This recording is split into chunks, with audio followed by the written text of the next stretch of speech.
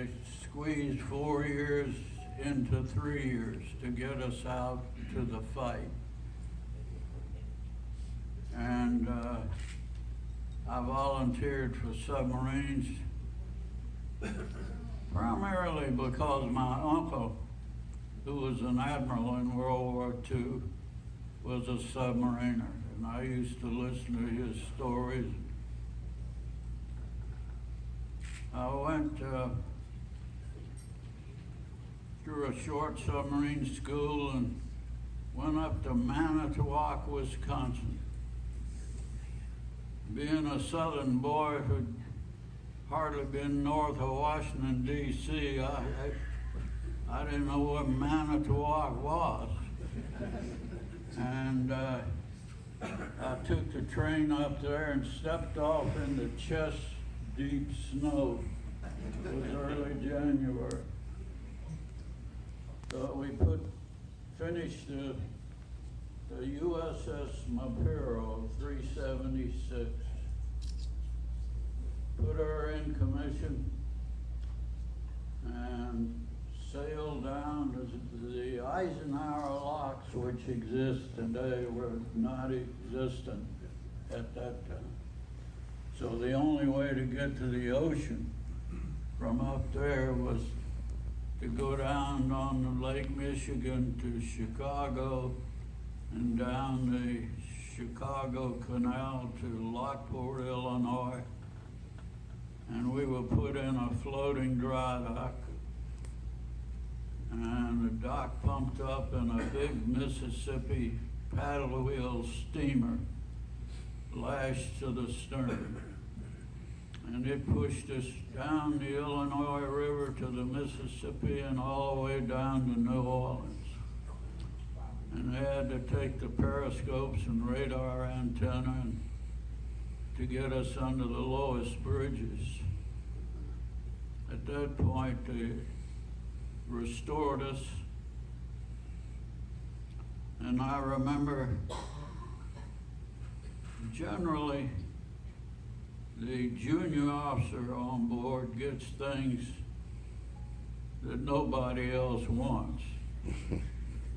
And with this is no reflection on our great cooks and all, but being commissary officer was that thing, because sailors complain about the food no matter how good it is.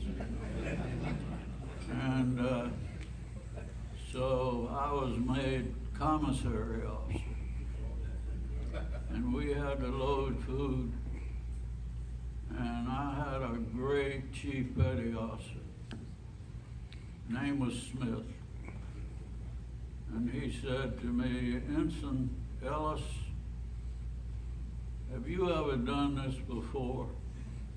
And I said, "You know damn well I haven't done this. They don't teach us to handle food at the Naval Academy." So he said, "You leave it to me and I'll take care of it." That was his way of saying, stay out of my way.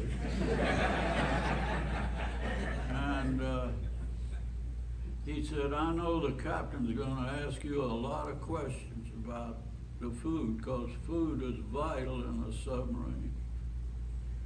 And he said, "I'm going to keep you supplied with all the answers, because I know the questions you're going to get asked."